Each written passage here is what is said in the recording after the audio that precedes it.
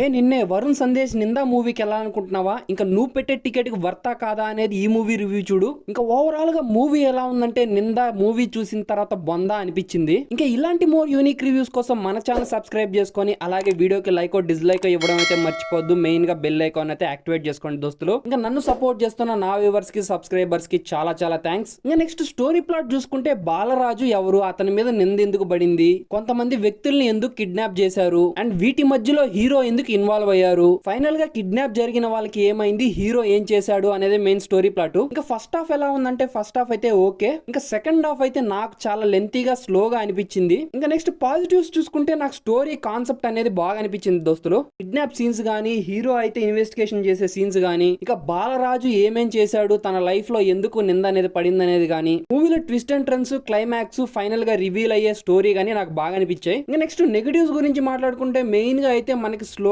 అయితే నరేషన్ అయితే ఉంటది ఫ్రెండ్స్. ఇంకా మూవీలో విజువల్స్ గానీ, సినిమాటోగ్రఫీ గానీ చాలా డిసప్పాయింటింగ్ గా ఉన్నాయి. ఇంకా ఇంట్రెస్టింగ్ గా ఉంటదిరా ఈ సీన్ అనిపించే దగ్గర మాత్రం మనకు స్లో నరేషన్ తో అయితే చాలా డిసప్పాయింట్ అయితే అవుతాం. మూవీలో అయితే ఒక మంచి ఇంట్రెస్టింగ్ సీన్స్ దగ్గర అయితే మనకి స్క్రీన్ ప్లే అయితే చాలా అట్రాక్టివ్ గా అయితే ఉండదు. ఇంకా ఎమోషన్ కూడా చాలా వరకు అయితే పండలేదు మూవీలో. సాంగ్స్, బీజిఎం అయితే వర్కౌట్ కాలేదు ఫ్రెండ్స్ మూవీలో. ఇంకా ఫైనల్ గా పర్ఫార్మెన్స్ విషయానికి వస్తే మాత్రం వరుణ్ సందేశ్ గారి పర్ఫార్మెన్స్ అయితే మూవీకి చాలా బాగా ప్లస్ అయింది. ఆయన డీసెంట్ పర్ఫార్మెన్స్ తో అయితే ఆయన చేసిన క్యారెక్టర్ కి న్యాయం అయితే చేశారు. ప్రీవియస్ మూవీస్ తో పోల్చుకుంటే తన పర్ఫార్మెన్స్ ఈ మూవీలో అయితే చాలా అయితే డిసప్పాయింటింగ్ గానే ఉంటది. ఇంకా తనకిలా బర్నీ గారి పర్ఫార్మెన్స్ ఒక మంచి క్యారెక్టరైజేషన్ లో ఇన్వాల్వ్మెంట్ తో చాలా బాగా నటించారు. నెక్స్ట్ సూర్య కుమార్ గారు బాలరాజు క్యారెక్టర్ లో చాలా అయితే ఎమోషనల్ గా ఆయన పర్ఫార్మెన్స్ చాలా వరకు డీసెంట్ గా అయితే ఉంటది మూవీలో. ఇంకా యానీ గానీ, మధు గానీ వాళ్ళ క్యారెక్టరైజేషన్స్ అయితే మూవీకి బాగా కీ పాయింట్స్ అయ్యాయి. ఇంకా హీరో శ్రేయ రాణి రెడ్డి గారి పర్ఫార్మెన్స్ ఓకే, డీసెంట్ పర్ఫార్మెన్స్. ఇంకా కిడ్నాప్ సీన్స్ లో నటించిన వాళ్ళ పర్ఫార్మెన్స్ కూడా మూవీకి బాగా ప్లస్ అయింది. ఫైనల్ గా అందర్ పర్ఫార్మెన్స్ మూవీకి జస్టిఫైయింగ్ గా ఏదో జస్ట్